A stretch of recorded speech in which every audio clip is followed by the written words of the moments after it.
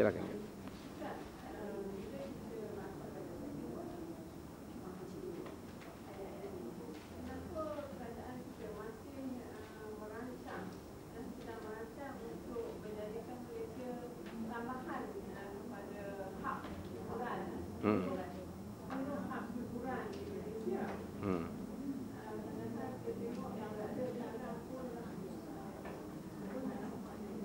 Ya. Ya, ia akan menjemput, mengundang kemurkaan Allah.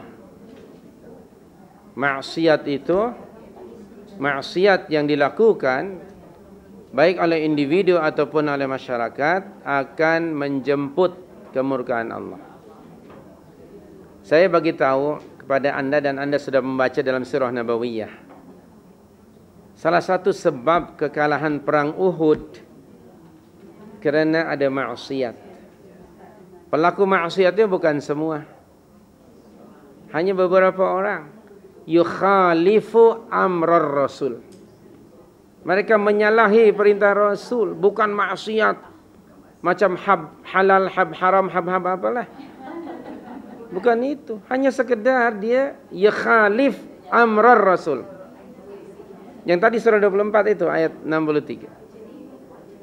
Sebabnya itu ada maksiat sedikit saja menyebabkan kemurkaan Allah. Bila ada maksiat, Allah tidak akan memberi bantuan. Pertolongan Allah tidak akan turun jika ramai orang yang bermaksiat.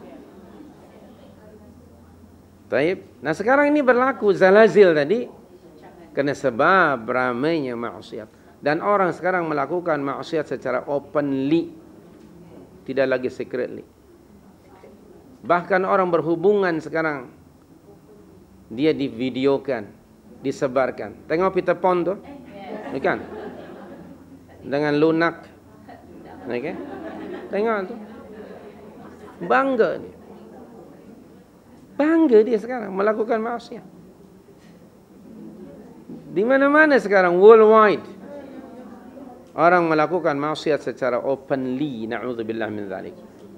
Lalu kita mesti melakukan amar ma'ruf nahi munkar.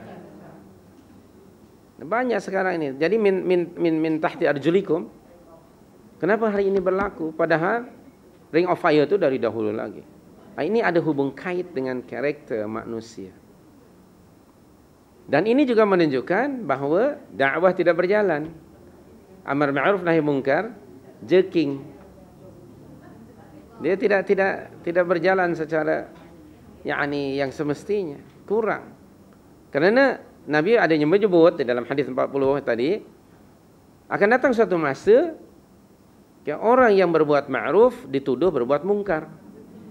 Yang berbuat mungkar dianggap buat ma'ruf. Para ahli maksiat disanjung dan dipuji. Para ulama dikeji. Kadang-kadang masuk jeriji. Masuk dalam jeriji. Subhanallah. Tak sempat pergi haji. Dia hanya makan kuih suji. Ya. Apa ni?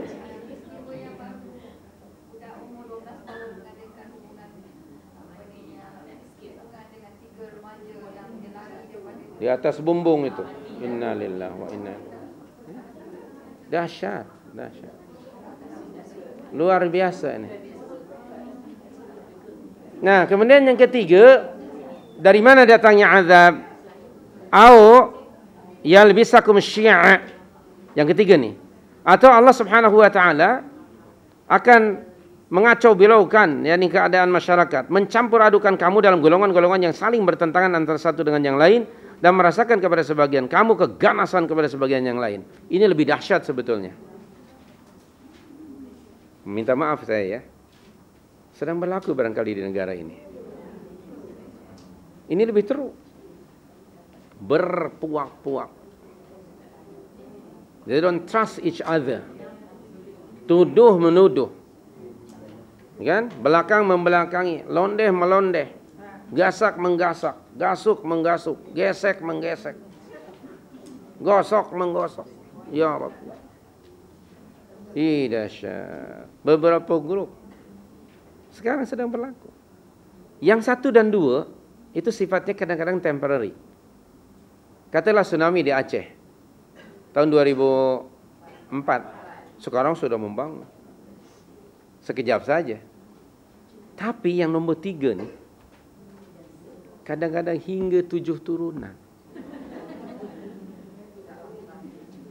Kadang-kadang sampai ke peringkat itu. Yang ini tidak disedari. Sebenarnya ini worse. Karena sudah berpuak-puak. Karena perbezaan ideologi politik. Tidak mau umpamanya berjiran. Tidak mau mengucapkan salam antara satu dengan yang lainnya. Tidak mau umpamanya barangkali kalau ada seorang meninggal, menguruskan jenazahnya. Na'udzubillah min dzalik. Bahkan dahulu pernah berlaku, katanya lah, ada salat di masjid atau surah 2 imam. Ada seorang mertua yang meminta diceraikan anaknya oleh suaminya itu. Hanya karena perbezaan. Ini lebih teruk. Lebih teruk. Sehinggalah hari. Dan ini berpanjangan. Sementara yang itu hanya sekejap aja. Dan itu yang terkena hanya that particular tempat sajalah. Okay, pada umumnya begitu kan. Artinya tidaklah keseluruhan as a nation. Tapi kalau yang ketiga ni kadang-kadang semua akan kena. Oleh itu Allah mengingatkan kepada kita supaya jangan sampai berlaku any kind of fitnah dari Allah. Kerana bila ia sudah berlaku, semua orang akan kena. Ingat surah 8:25 kan? Itu ada warning dari Allah, wattaqu fitnatan la tusibanna alladhina zalamu minkum khassah. Dalam surah 8 ayat 25. Okey. Astaghfirullahal azim min kulli dhanbin ya Rabb.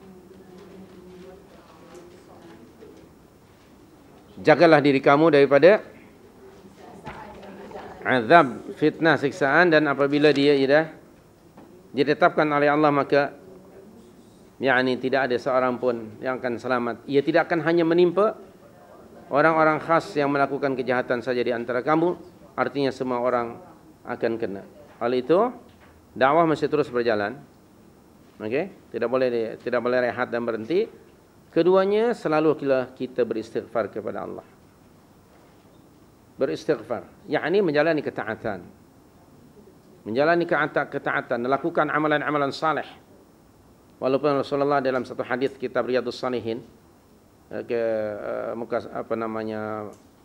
chapter 2 to 5 itu, pada bulan Muharram Dzul Hijjah Rasulullah sangat menggalakkan kita melakukan amal-amal yang baik. Antara lain ialah beristighfar. Istighfar atau ketaatan kepada Allah akan menghalangi turunnya kemurkaan Allah. Saya akan rujuk satu ayat dalam surah 8:33 itu.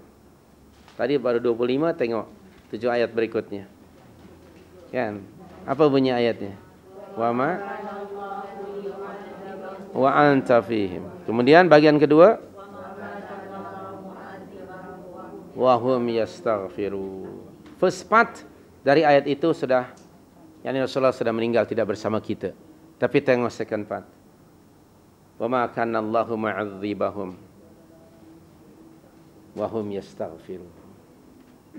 Dan Allah tidak akan mengazab mereka selama mana mereka selalu yastaghfiru, menjalani ketaatan kepada Allah. Maka itu kita mesti melaksanakan al-amru bil ma'ruf wan nahyu 'anil munkar within Muslim community.